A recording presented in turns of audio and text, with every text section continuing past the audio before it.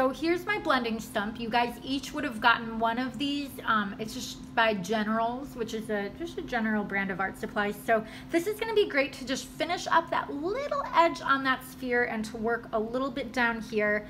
And so, you know, these studies shouldn't take too long, so you can really invest in getting every little detail just right. So the way that I'm going to use this blending stump is to get right along the edge there, and the nice thing about it is that instead of getting my finger in there, which is inevitably not going to give me quite the precision that I want, this blending stump can work right up to the edge there and really give me exactly what I want in terms of getting these colors together.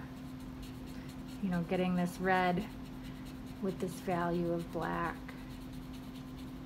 and making sure that that edge is nice and crisp. Carrying that black tonally, you know, into that shadow. I might add a little bit more.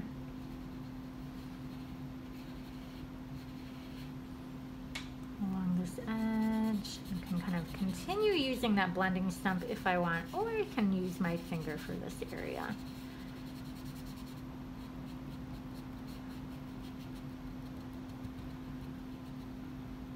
And I don't need to use too much black. I'm going to use some black along this bottom edge as well. Now notice how this black here indicates obviously like that really harsh shadow in the sphere, but then this black here is the black of the shadow itself that is being cast on the surface that the sphere sits on.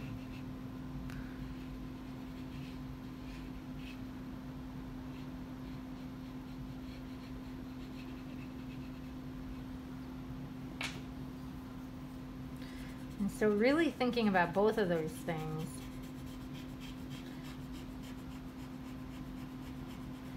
As you're working, it's important to keep in mind that this shadow, what this shadow does is it grounds the sphere on a surface. And so it helps the viewer understand the dimensionality of the sphere. And so you want to make sure that you're spending as much time on the shadow as you are on the actual sphere. And so now that you've muddied your blending stump with black, if you get additional blending stumps, or if you watch the video on how to make a blending stump, you are going to want to have extra blending stumps for each color. You are not going to want to use the black blending stump for other colors, because it has black on it. So now it's, you know, really just for black.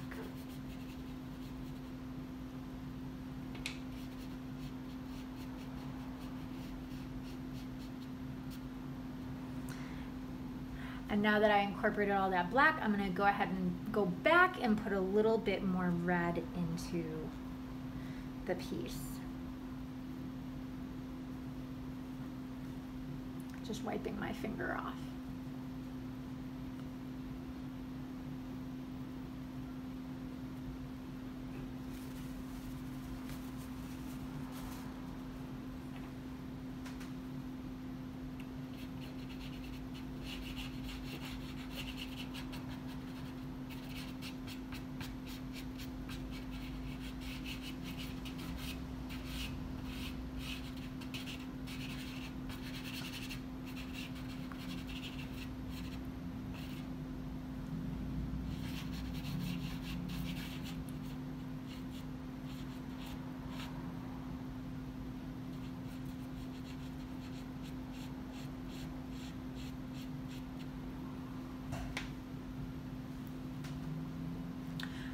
I actually really like that I don't want to blend all of that. I blended some of it, but I'm going to keep some of it that raw pastel. I'm just going to erase this edge a little bit to just, again, get it back to that really nice crisp edge, because my finger kind of blurred it a little bit.